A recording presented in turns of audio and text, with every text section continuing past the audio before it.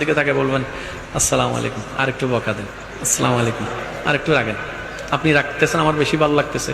এত করে শাসন আমাকে কেউ করে নাই, তো এত কঠিন কথা কেউ বলে নাই। আপনার প্রত্যেকটা কথা তো আমার কাছে ফুলের মতো লাগতেছে। আসসালামু আলাইকুম, আপনার উপর শান্তি বসে থাক, আপনি যেন আমাকে সারা জীবন এরকম রাগ দেখাইতে পারেন। দেখবেন আপনার বউ মুস্কি হেসে দিয়েছে।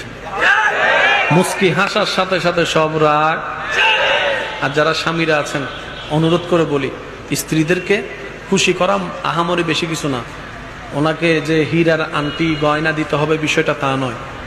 আপনার সামর্থ্য অনুযায়ী যখনই যাবেন, মাঝে মধ্যে হোক, একটা 2 টাকার চকলেট নিয়ে যান।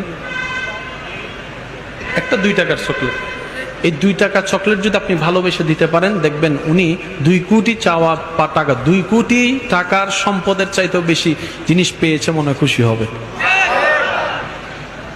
স্বামীরা ইনশাল্লাহ কাজটা করতে পারবে।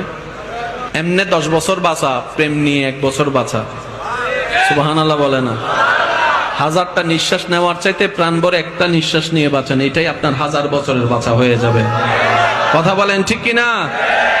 সূরা ফাতিহা আলহামদু, আলিফ লাম হা মিম দাল, আলহামদু লিল্লাহি রাব্বিল আলামিন, সমস্ত প্রশংসা সে রবের জন্য।